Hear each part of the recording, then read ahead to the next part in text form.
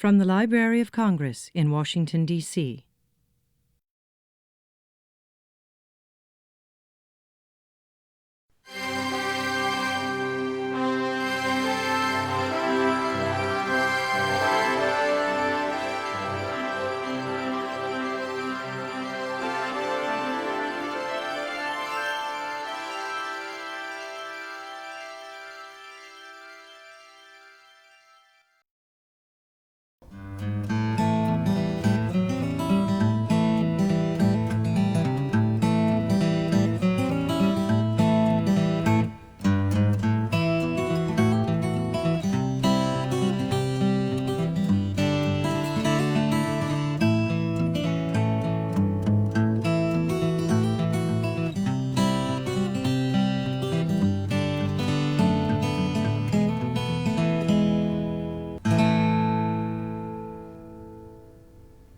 Today, as our country recovers from an economic downslide, many of us are looking for ways to stretch our dollars and prepare meals in more efficient ways. Did you know that our ancestors experienced similar downturns in their economies as far back as the early 19th century?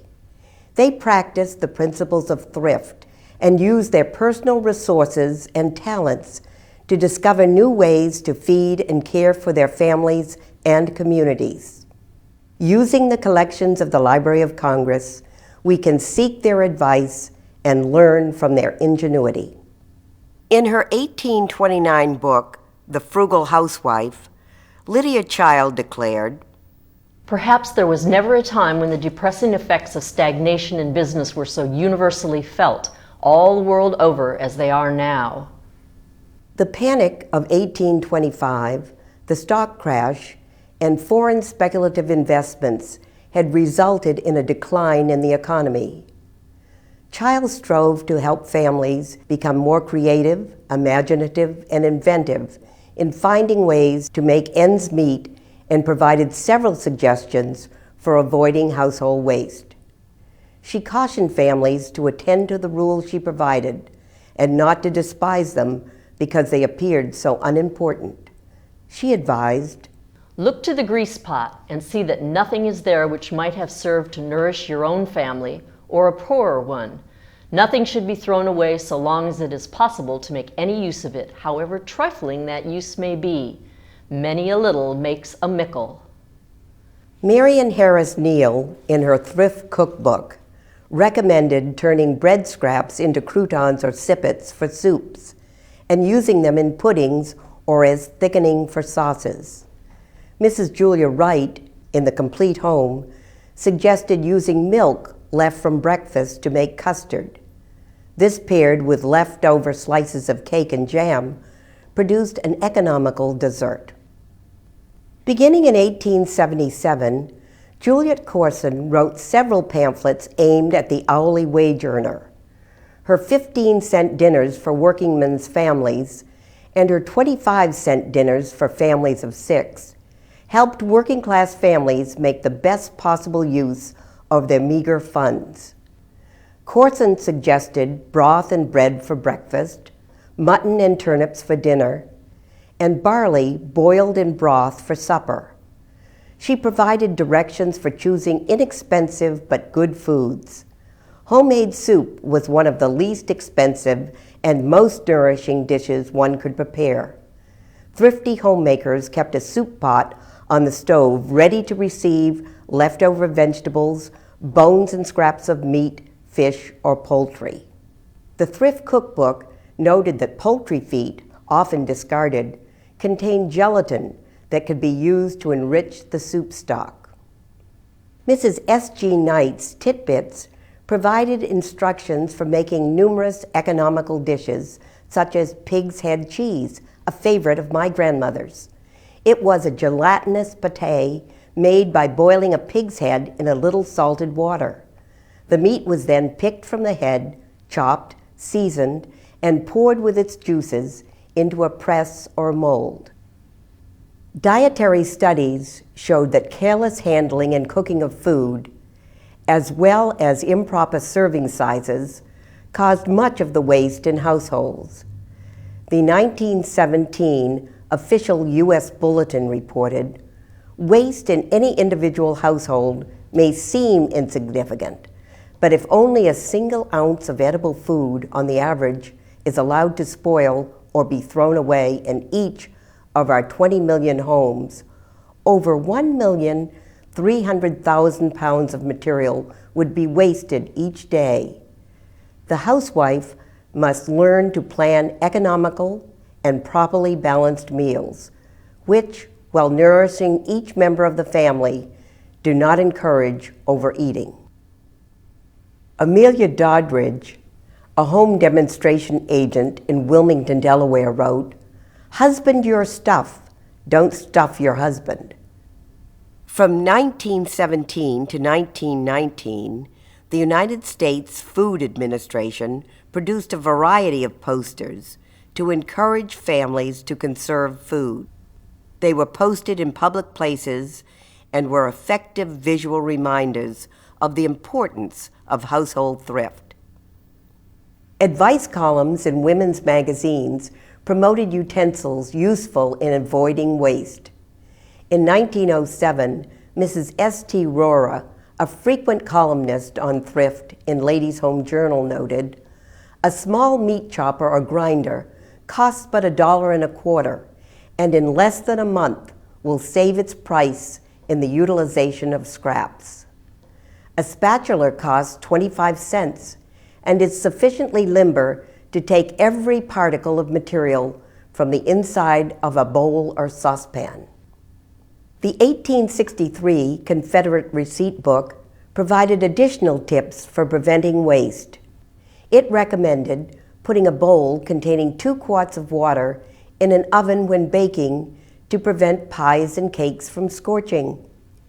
In 1919, the Thrift Cookbook advised its readers to thoroughly grease the upper edge of a saucepan with butter to prevent milk, cocoa, chocolate, or anything of the kind from boiling over.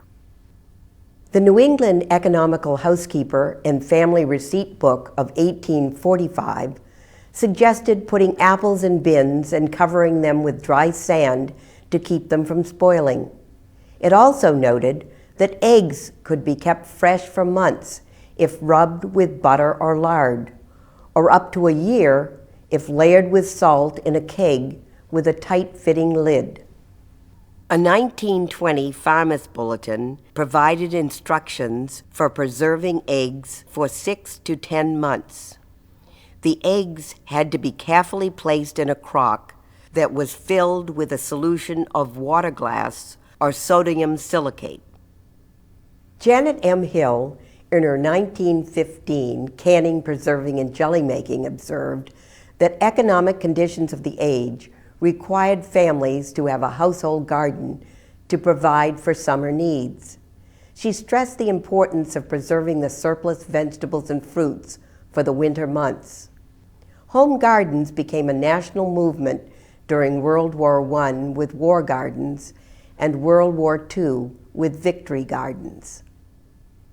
In Canning, Preserving, and Pickling, Marion Neal advised canning was not only the easiest method of preserving fruits and vegetables, but also the most economical and the most healthful. Mr. O.H. Benson's Home Canning and Food Thrift noted home canning furnished a better and more nearly balanced ration throughout the year.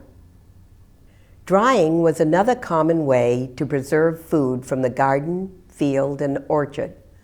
A 1917 Farmer's Bulletin from the U.S. Department of Agriculture entitled "Drying Fruits and Vegetables in the Home" noted that fruits and vegetables may be dried in the home by simple processes and stored for future use, especially when canning is not feasible or cans and jars are too expensive. In general, most fruits and vegetables were first shredded or cut into slices to hasten the drying process. Snap beans were strung on threads and dried above the stove, cherries and raspberries dried on bits of bark, and green peas run through a meat grinder and dried. A number of women were awarded patents for their drying machines. Jenny P. Duval invented a dryer that was simple and compact and adapted to various types of stoves and other heaters. Food dryers allowed the housewife to save small quantities of food, such as a few sweet potatoes, carrots, or a single rutabaga. Dried food took up less storage space and could be reconstituted in soups and stews. Some people actually preferred dried sweet corn to canned corn and found dried pumpkin and squash excellent for making pies. As certain foods and beverages became scarce or too expensive, resourceful housewives experimented with substitutions. When the supply of tea was limited, they used sassafras roots and the leaves of sage, holly, blackberries, raspberries, or oranges. In The American Frugal Housewife, Lydia Child recounted, "The first young leaves of the common currant bush, gathered as soon as they put out and dried on tin, can hardly be distinguished from green tea." David Dodge, in Domestic Economy in the Confederacy, noted that some felt that corn fodder had the same flavor as black tea. Mrs. Clay, in her memoir, A Belle of the 50s, recalled, "As times grew more and more stringent, tea and coffee proved to be our greatest lack. We were glad to drink potato coffee and peanut chocolate. To make chocolate, peanuts, pinders, or goobers, as they were variously called, were roasted and the skin slipped off. They were next pounded into a mortar. When blended with boiled milk and a little sugar, the drink was ready for serving, and we found it delightful to our palates." In the 1863 Confederate receipt book, a substitute for a splendid cup of coffee was described as ripe acorns, washed and dried, parched until they opened, and then roasted with a little bacon fat. Cream for the coffee was the white of an egg, beaten to a froth, and mixed with a bit of butter. Ethel Alice Hearn, in her Wisconsin Women in the War Between the States, noted that many families roasted dandelion root with pure coffee, since coffee was so expensive. Hunt's Merchant Magazine for 1854 reported that the ripe seeds of asparagus, when roasted and ground, made a full-flavored coffee not easily distinguished from fine mocha. Others used burnt rye or parched corn, wheat, sweet potatoes, peanuts, okra, watermelon seeds, or persimmons as substitutes for coffee. The Department of Agriculture's 1917 Food Thrift Series recommended substituting cottage cheese and soybeans for meat, and chicken fat, sour cream, and suet for butter. In 1907, a Ladies' Home Journal column reported that a pound of peas was a good replacement for a pound of meat, since the peas were equally nutritious. Bessie R. Murphy, a Southern food expert, noted that beans contain so much protein that they rank in value with meat, eggs, and cheese, and should be used more as a meat substitute. Clever housewives were able to make a bean loaf that looked just like a meatloaf. The Monthly Delineator and other magazines published recipes for eggless cakes and cookies to help families economize when the price of eggs was too high. When wheat flour was scarce, runt, bruised, or otherwise useless potatoes were used to make potato starch for baking. Ground rolled oats and flour made from peanuts or sweet potatoes also were used in place of wheat flour. Pie crusts were made from cornmeal, hominy, or potatoes. In the 1866 report of the U.S. Commissioner of Agriculture, J.F. Wolfinger declared Indian corn was fully equal and in some respects superior to wheat. Corn was ground to make flour for cornbread, and the ashes of corn cobs were used as leavening in the absence of soda or saleratus. Mrs. Goodfellow's 1865 Cookery as It Should Be provided recipes for over a dozen corn items, including hominy pudding, cornbread, hoe cakes, and hasty pudding. When salt was in short supply, brine was scraped from old barrels and troughs and boiled into salt. Another method involved digging up the dirt floors of smokehouses and extracting bits of salt deposited by the dripping meats. When white sugar was neither available nor affordable, housewives commonly substituted brown sugar, sorghum, maple sugar, molasses, and honey. Some used cornstalks and watermelons to make syrups. According to the 1888 A Blockaded Family, when Parthenia Antoinette Haig boiled watermelon juice, she was rewarded with a syrup of a flavor as fine or even finer than that made from the sugar cane. In spite of their best efforts, there were times when families had no money at all to buy essential supplies. Some bartered or exchanged goods and services for what they needed. A South Carolina girl recalled reluctantly exchanging her stylish Garibaldi shirtwaist for 2 turkeys to feed the 13 women and children in her household.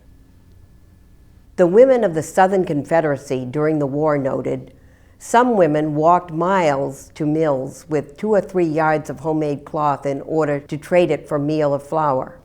My grandfather raised chickens and exchanged fresh eggs for kerosene to run his tractor.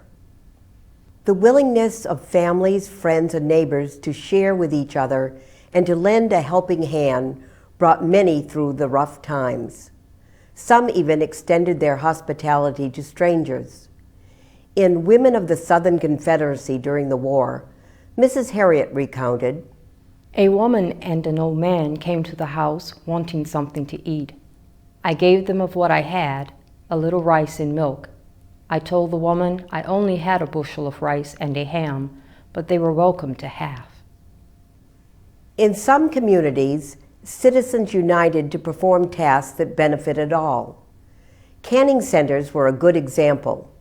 In American Women in the World War, Ida Clyde Clark recalled, women who could spare a few hours a day to help pick, sort, prepare, or can the food were paid for their labor by a system of time cards, redeemable with either fresh fruits and vegetables at the time or in canned goods later when the food shortage began to be felt.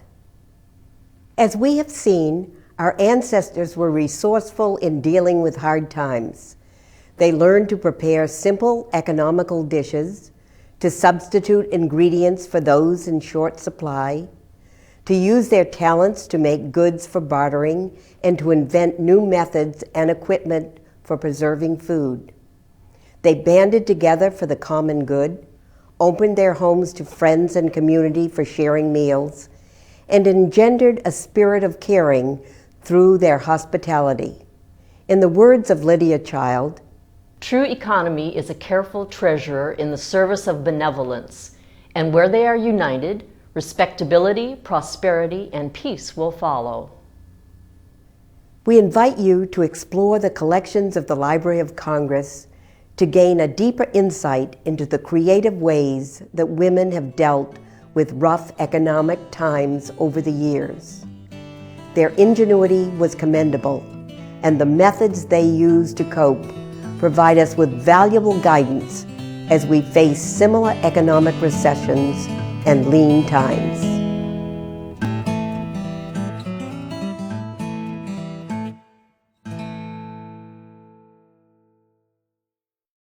This has been a presentation of the Library of Congress. Visit us at loc.gov.